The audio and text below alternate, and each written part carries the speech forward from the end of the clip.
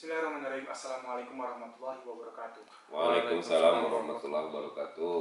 Bersama saya Reksa Sandi Purnama. Sekarang saya sudah berada di kediaman Dr. Asep Ahmad Hidayat MAG selaku sejarawan UIN Bandung. Beliau juga di sini akan menjelaskan mengenai bagaimana konflik Islam di Xinjiang. Yang mana teman-teman mengetahui bahwasannya ada peradaban Islam begitu besar dulunya di Islam di daerah Cina. Baik, langsung saja kepada pertanyaan yang akan kita tanyakan kepada Dr. Asep Ahmad Hidayat. Ya. Pertanyaan pertama, apa itu Xinjiang? Ya, Xinjiang itu sebuah wilayah yang secara administratif formal hari ini masuk pada wilayah Republik Rakyat Tiongkok atau RRT. Itu 4 wilayah itu besar sekali, 1/6 dari seluruh wilayah Tiongkok ya, atau 4 kali negara Prancis. Xinjiang sendiri sebenarnya itu kata baru ya.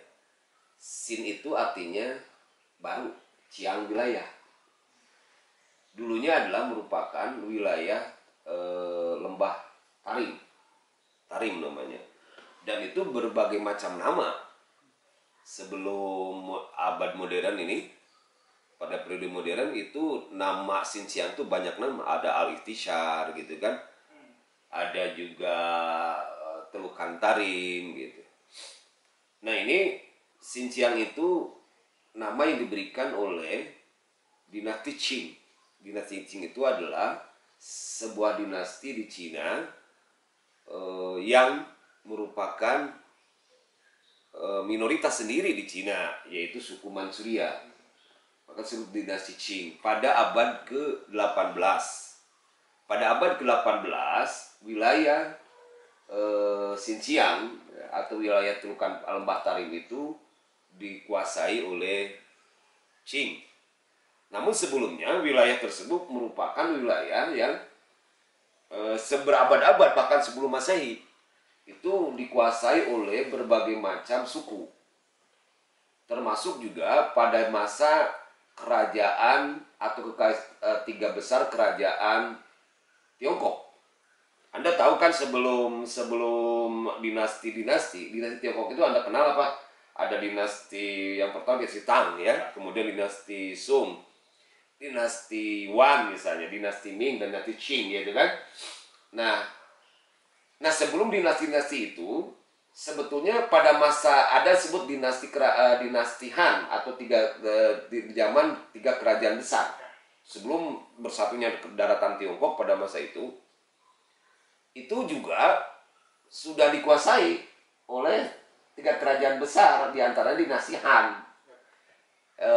Dia menempatkan menempatkan panglima pasukannya di daerah Telukan Tarim itu, di daerah cekungan Tarim atau Lembah Tarim. Dan orang Tiongkok pada masa itu yaitu suku Han. Tiongkok itu banyak sukunya, di antaranya Han ya. Nah, suku Han itu menyebut wilayah itu disebut dengan Xiu, yaitu perbatasan jauh timur barat, barat laut. Jadi perbatasan barat laut, gitu, daerah barat. Itu Xinjiang ya. Jadi Xinjiang itu adalah sebuah wilayah, sebuah nama yang diberikan oleh dinasti Qing pada abad ke-18 setelah dia dinasti ini menguasai daerah itu. Kenapa? Karena daerah itu sendiri sebetulnya dikuasai oleh beberapa kaisar kerajaan selain pada Cina. Ada Mongol. Mongol itu namanya apa? Kekanan, Kanate, Kan. Mata Kan misalnya kan.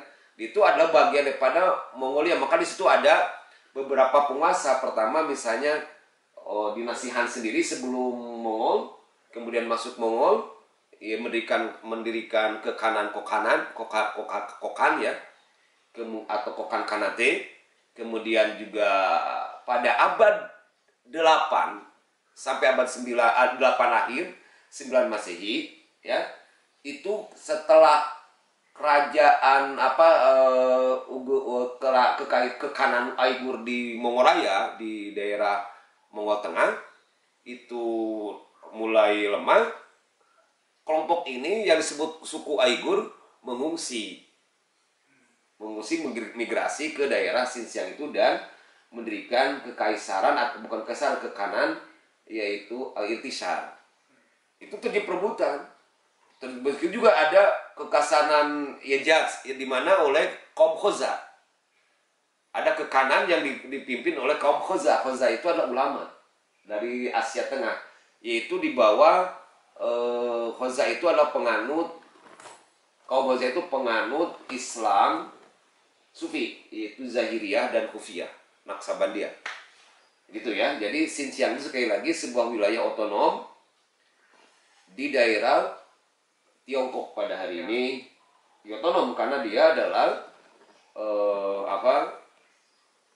mayoritas muslim ya pada waktu itu di daerah Xinjiang itu sekitar 25 juta. 11 juta adalah muslim Uighur. Iya. Berarti sekaligus menjawab pertanyaan bagaimana masuknya Islam ke wilayah Xinjiang tadi berarti Pak? Ya, enggak. Proses masuknya Islam di Xinjiang itu begini. Oh, ya. Proses masuk Islam di Xinjiang itu adalah sudah pada abad ke-7 juga sudah masuk. Pertama melalui kekaisaran, melalui dinasti Umayyah. Begitu juga Utsman ibnu Affan, Khalifah Utsman ibnu Affan juga sudah mengirim gitu ke daerah Asia Tengah. Karena Xinjiang pada waktu belum masuk secara resmi, belum masuk wilayah Tiongkok ya. Artinya banyak ke kanan di situ mengirim kan. Dinasti Umayyah termasuk Khalifah Utsman bin Affan pada Khalifahan Khulafaur Rasyidin. Dia mengutus ke sana dan menyebarlah agama Islam dan diperkuat lagi Xinjiang itu pada masa keruntuhan dinasti Abbasiyah, yaitu periode Timur Lain. Genghis Khan dia menaklukkan dinasti Abbasiyah, tapi juga efeknya orang-orang Mongol banyak yang masuk Islam dan semakin masuk itu Islam ke daerah Xinjiang. Misalnya yang sebut hari ini adalah yang 11 juta Uighur yang menguasai di Xinjiang, itu dulunya adalah beragama Buddha. Jadi ada Uighur Turfan, itu agama Buddha, Turpan Buddhis, dan ada Uighur Muslim pada abad ke 9, 10, 11. Karena pada abad ke-9 dan ke-9 sampai akhir abad 10 itu orang Uighur belum masuk Islam. Justru oleh kaum Mongolia ya, jadi ke kanan atau kekaisaran Mongol. Dimana kan Mongol kan menaklukkan juga nanti pada zaman dinasti Yuan ya, dan diantaranya mendirikan dinasti Yuan di bawah pimpinan kekaisaran Kublai Khan yaitu. Jadi Xinjiang itu. Nah kemudian bagaimana di situ itu prosesnya ya melalui penaklukan dan sekaligus juga dakwah ya. Anda baca misal di dalam buku The Preaching of Islam itu Arnold itu menjelaskan begitu. Silakan. Tadi juga disinggung mengenai dinasti Tiongkok nih. Terus bagaimana nih potret Muslim Xinjiang pada masa dinasti Tiongkok? Nah menarik. Jadi gini, saya sebut tadi bahwa Xinjiang itu adalah di situ terjadi beberapa kekanan. Kekanan itu adalah penguasa suku dari Mongolia. Saya sebut tadi ada Kokan Kanate, Anizar Kanate atau Alitisar, ada Khoza Kanate. Khoza Kanate itu ya kaum yang pendirinya para ulama. Pada zaman dinasti itu kaum Muslim itu mendukung Tiongkok, kadang-kadang tidak mendukung. Misalnya Uighur itu juga adalah mendukung dinasti Ming, dinasti Yuan, Mongol. Nah, pada zaman dinasti itu juga relatif kehidupan umat Islam itu pada dinasti Ming dan Yuan itu relatif harmoni. Tetapi internal di Xinjiang sendiri atau sebut Tarim pada masa itu cekungan Tarim atau Siwu oleh orang-orang Tiongkok, itu terjadi konflik kepentingan, perbuatan kekuasaan. Kadang-kadang misalnya begini, dinasti-dinasti juga antara dinasti Tang misalnya mendukung satu kekanan ini. Kekanan ini juga dikalahkan oleh kan yang satu karena didukung oleh dinasti Tang misalnya. Pada zaman dinasti Sung didukung kekanan ini, itu kan masih pada di kekanan ini. Kemudian pada zaman dinasti Yuan didukung ini yang mendukung terus di dalam wilayah Xinjiang itu penuh konflik antara suku-suku gitu ya. Nah, ketika pada masa dinasti Qing itulah dengan mulai peperangannya begitu ini, kebetulan di situ ada konflik internal antara kekanan, di situ ada 3 kekanan konflik, akhirnya dikuasai oleh Qing karena didukung juga oleh satu kan yang lain juga mendukung. Jadi sebenarnya kalau mengatakan bahwa Uighur itu adalah berhak sebagai suku Uighur sebagai orang yang berhak benar-benar sebagai merasa pribumi, tidak juga. Karena memang orang-orang Tiongkok juga orang Han, orang Mongol, orang Turkis itu bukan dari Turki yang sekarang ya. Yang disebut Turkistan Timur itu juga seperti suku Kajak, Uzbek itu juga sudah lama di sana. Dan mendirikan kekanan. Jadi cuma persoalan pada hari ini mayoritas muslim itu adalah 11 juta ada dari suku Uighur. Dan suku Uighur senantiasa melakukan pemberontakan. Itu kan karena dia ya satu pihak yang mendukung Qing, tapi di pihak lain ada juga yang tidak mendukung Qing. Nah, gitu. Mendukung dinasti Tiongkok ya seperti Yuan, ya seperti tadi Mongol. Pada zaman dinasti Mongol, Uighur mendukung Mongol. Dinasti Mongol itu apa? Dinasti Yuan. Bolehkan karena dia merasa orang Asia Tengah. Sementara Mongol adalah di dataran Tiongkok itu dianggap sebagai orang asing, sama dengan Manchuria pada dinasti Qing juga. Memang kompleks persoalan Xinjiang ini. Memang tidak bisa memahami Xinjiang hari ini kalau tidak bisa diruntutkan, diposisikan dalam konteks sejarah Xinjiang sendiri, baik dari kekanan atau kanate maupun dari aspek proses Islam juga masuk ke sana, dan sejarah konflik atau pertentangan antar suku bahkan antar komunitas kelompok muslim tertentu itu tidak pertentangan di Xinjiang. Itu harus ditempatkan pada posisi sejarah. Bukan hari ini misalnya kita di medsos seolah-olah bahwa Uighur saja gitu. Nah, itu pertanyaannya jelas. Bagus kamu itu. Ya, terima kasih. Itulah wawancara saya. Pertanyaan terakhir. Mungkin bisa pertanyaan terakhir nih. Mungkin teman-teman penonton juga penasaran. Pertanyaan terakhirnya adalah mengapa terjadi perbedaan kebijakan nih dari Republik Rakyat Tiongkok dengan suku Hui? Itu mungkin Bang. Gini kan. Pertama Anda pahami, Xinjiang itu juga adalah banyak madhab. Nah, ini kan tidak menjelaskan menanyakan madhab. Madhabnya di situ adalah Hanafi, ada juga Syafi'i, dan ada juga Syiah. Sementara kaum Sufi juga bergerak di sana, di antaranya Sufi atau Torekat Ordo Sufi Jahiriyah dan Kufiyah. Itu terjadi konflik juga antara kelompok Jahiriyah dan Kufiyah itu yang kenapa perebutan kekuasaan. Kaum Khuzah Kufiyah dikalahkan nanti oleh kaum Hoja Jahiriyah. Jadi ada kelompok pendukung seperti gunung tua dan gunung muda. Itu gunung tua yang disebut kelompok Kufian karena kelompok Kufiyah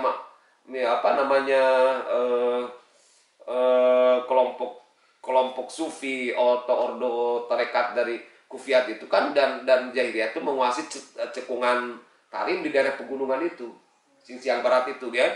Nah, itu terjadi bentrok gitu. Dan itu masuk dinasti-dinasti itu, di kekuatan kekanan yang di internal Xinjiang juga masuk. Dan akhirnya dia bisa mendirikan kekanan Khoza, yaitu oleh kelompok Jahiriyah. Dan itu juga nyambung ke Tiongkok gitu. Di Tiongkok juga kan ada kelompok Kufiyat dan kelompok Jahiriyah. Dan itu juga adalah dari Asia Tengah. Dari Asia Tengah masuk ke Xinjiang menyebarkan. Karena pada waktu itu sekali lagi pada zaman dinasti-dinasti Xinjiang dikuasai oleh Tiongkok. Gitu. Nyebar juga Islam ke daerah Tiongkok. Nah, di Tiongkok itulah beda dengan di Xinjiang. Muslimnya adalah orang suku Han. Suku Han menganut Muslim sejak zaman dinasti Tang, itu berubah namanya menjadi Hui. Hui itu sebenarnya Hui Chiao, artinya Hui, atau Islam Hui, artinya beragama Islam. Nah, lama-kelamaan menjadi sebuah suku namanya Hui. Tapi satu adik kakak, katakanlah mesti di Sunda dengan Betawi, kan Betawi asalnya Sunda sebenarnya pada dasarnya, kan, suku Sunda. Lama berubah. Nah, suku Hui ini adalah rumahnya dataran Tiongkok. Karena itulah Tiongkok itu meskipun terjadi perbedaan konflik di antara dinasti-dinasti, kan saling setelah robohnya dinasti Tang juga karena ada serangan daripada yang nanti mendirikan dinasti Sung gitu kan. Begitu juga sampai dinasti Ming, sampai dinasti dinasti Yuan, dinasti Ming, sampai dinasti Qing. Itu juga kelompok-kelompok Hui juga, yang satu berpihak kepada dinasti ini mendirikan. Misalnya nanti kelompok Hui itu juga adalah setia kepada dinasti itu, tetapi mendukung satu dinasti pada dinasti yang lain. Misalnya kelompok Hui yang menganut tarekat, atau disebutnya di Tiongkok disebut Menhuan ya. Menhuan itu tarekat sebenarnya. Jadi Menhuan itu tarekat. Jadi kan Anda belum tahu ya bahwa di Tiongkok itu Menhuan ada tarekat. Dan jumlah muslim di sana tuh jutaan sekali. Misalnya kalau Anda temukan misalnya di distrik Siantang, itu di provinsi Yunnan itu 7 juta Muslim Hui, itu 90% itu Muslim, bahkan mungkin 100% kurang lah gitu. Nah, kelompok Hui inilah yang merasa dirinya sebagai orang Tiongkok. Nah, beda dengan orang Uighur di Xinjiang, dia merasa bukan orang Tiongkok. Nah, itu terjadi. Nah, itu kalau orang-orang Uighur melakukan pemberontakan terus-menerus, bahkan beberapa kali mendirikan namanya Turkistan Timur yang didukung oleh Soviet. Turkistan Timur ke-1 gagal didukung oleh Soviet, karena juga pendirinya itu ya Sabit itu kembali kepada Tiongkok gitu kan. Kemudian Turkistan kedua juga gagal juga 50-an, dan itu tidak didukung. Republik Turkistan Timur itu tidak didukung oleh dunia Islam, termasuk Turki tidak mendukung. Hanya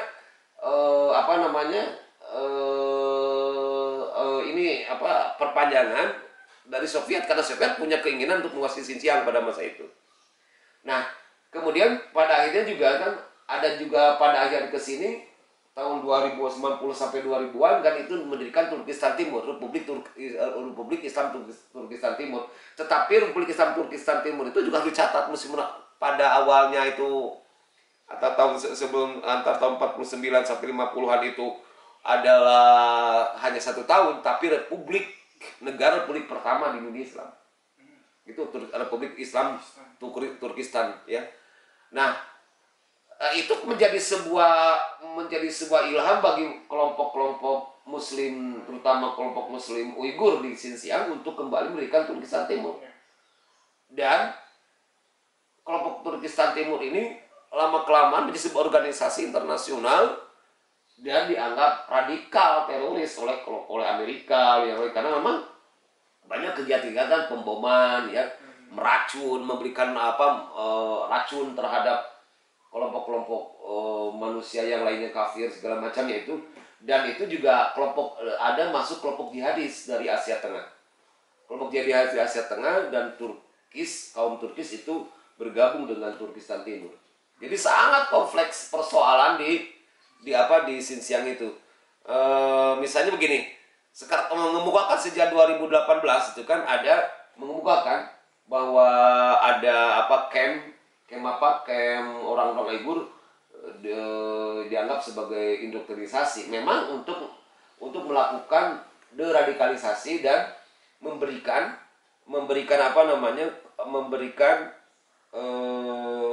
keterampilan. Karena memang orang Uighur juga adalah miskin. Kenapa miskin? Karena kebijakan Tiongkok dengan liberalisasi semenjak Deng Xiaoping ya, 1979 75 sampai 80 1975 sampai 79 disebut dengan Kaifeng itu keterbukaan dan memberikan ruang investasi, dan ternyata itu menjadi masalah bagi Xinjiang karena pengerukan atau eksploitasi daripada bumi Xinjiang yang banyak tambangnya, nikel, kemudian uranium, termasuk minyak bumi di situ. Tetapi di satu pihak orang Uighur karena memang berada di belakang itu ya, artinya miskin, tergerus. Sementara kebijakan sejak zaman Qing dan pada zaman Republik Tiongkok, masuk juga pada zaman Republik Rakyat Tiongkok, itu kelompok Hui Muslim juga banyak di sana. Jadi kalau sebut kali 11 juta adalah Uighur, itu 10 jutanya Muslim Hui. Dan itu tegang gitu, konflik di situ. Jadi konflik antara kelompok Hui yang Muslim Hui Muslim dengan kelompok Uighur gitu kan di situ. Nah, jadi terjadi kan di situ pemberontakan terus kelompok-kelompok Uighur itu, dan banyak juga dalam saya tidak bisa menjelaskan secara panjang, paling ini terlalu singkat. Itu ada siri peperangan antara kelompok Hui dengan Uighur, Muslim Hui dengan Uighur. Banyak, baik di kelompok Uighur yang ribuan mati, di kelompok Hui juga ribuan mati, ditambah juga kepentingan dinasti, kepentingan pemerintahan ya, dinasti sampai juga dinasti rakyat Tiongkok pada hari ini. Jadi ada kepentingan politik di situ sebetulnya. Sebetulnya kalau Uighur itu sendiri misalnya menyatakan otonomi, mendukung otonomi benar-benar, mungkin tidak akan seperti hari ini gitu kan. Tapi kan persoalannya merasa kelompok Uighur itu bukan dari suku Tiongkok, dan bukan hanya Kajak, bukan hanya Uighur, tapi ada Kajak, ada Uzbek gitu kan. Uzbekistan kadang-kadang mendukung Uighur, tapi di pihak lain juga komplit di dalamnya, padahal sama-sama dari keturunan Turkistan gitu, dari Asia Tengah gitu. Ya itu aja. Terlalu banyak nih nanti. Sebabnya ini terlalu kompleks, nanti kita akan bicara lagi sirinya gitu soal Muslim Xinjiang gitu kan.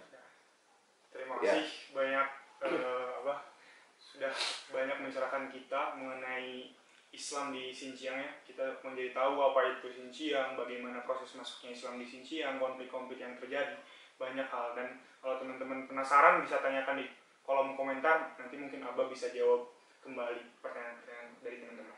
Terima kasih, sekian dari saya, Reksa Sani Purnama. Assalamualaikum warahmatullahi wabarakatuh.